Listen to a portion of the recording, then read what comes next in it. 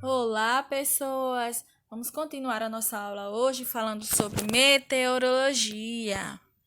Mas aí vocês podem se perguntar: e como é que é dada essa previsão do tempo?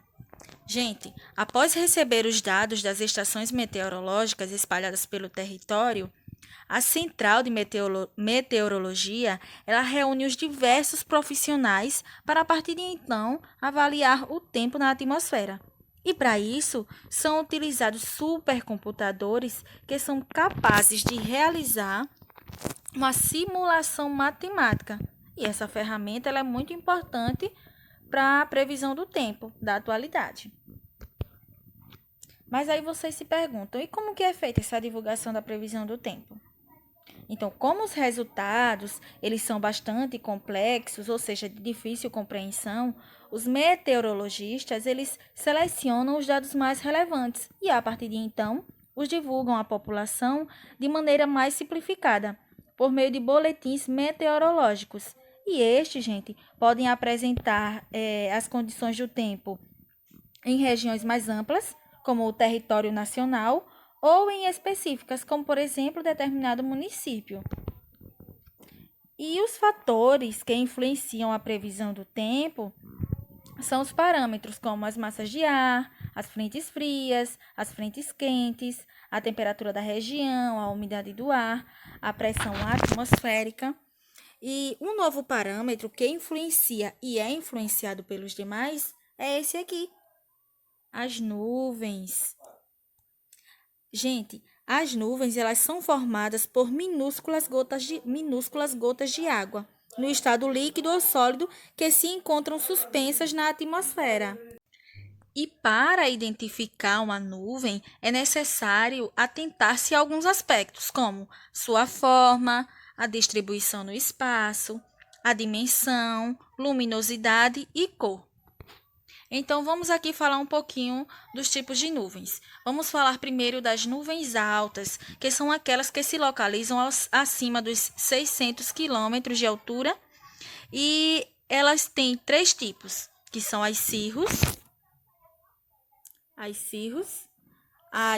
cúmulos e também aqui as cirrus stratus. Vamos diferenciá-las.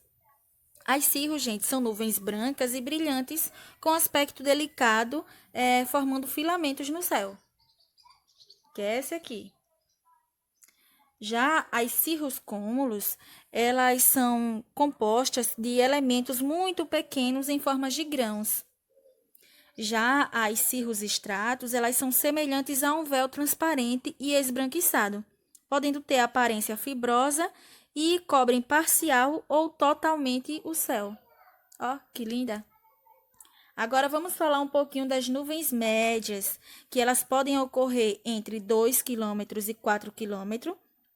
Pode ocorrer também entre 2 quilômetros e 7 quilômetros e também entre 2 quilômetros e 8 quilômetros, dependendo da latitude onde elas estão. Vamos falar aqui primeiro das altos estratos, que são essas aqui. Gente, essas nuvens elas apresentam camadas acinzentadas ou azuladas, de aspecto estriado, fibroso ou uniforme. Olha como são lindas. Já as altos cúmulos, essas aqui, elas apresentam camadas de nuvens brancas ou acinzentadas que normalmente apresentam uma sombra. Agora, falando das nuvens baixas, elas não ocorrem acima dos 2 quilômetros. E a primeira que a gente vai falar aqui é a stratus. As stratus, gente, elas apresentam camadas uniformes e suaves. Já aqui, as stratus cúmulos, elas apresentam camadas de nuvens contínuas e descontínuas, de cor acinzentada ou esbranquiçada, e quase sempre de proporções escuras. E as nuvens de desenvolvimento vertical. Essas nuvens ela têm altura mais alongada do que a base, podendo se estender verticalmente por quilômetros no céu. E a primeira que a gente vai falar é essa aqui, a nimbus stratus. Esse tipo de nuvem, gente, elas são escuras ou cinzentas, sem aspecto definido, com base baixa e sem boa visualização por causa da precipitação fraca a moderada que ocasionam. Já a próxima aqui, acúmulos, elas são nuvens densas, de base escura, com contornos bem definidos. Seu topo, vocês podem perceber que se assemelha a um couve-flor, desculpa. E quando grandes, elas provocam precipitação na forma de pancadas de chuva. Já a última aqui que nós vamos falar é acúmulos nimbus, que são nuvens densas e de grande extensão vertical, apresentando de 9 km a 12 km. E elas podem ser formadas, gente, por gotas de água, cristais de gelo, granizo e flocos de neve.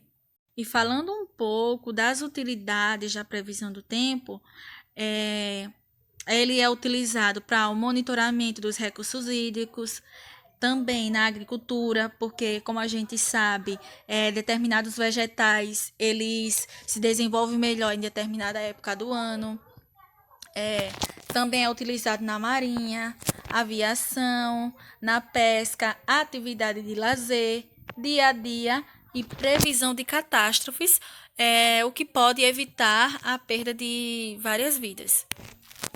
É isso. Muito obrigada, espero que vocês tenham entendido. Se não entender, pode falar com a professora e até a próxima aula.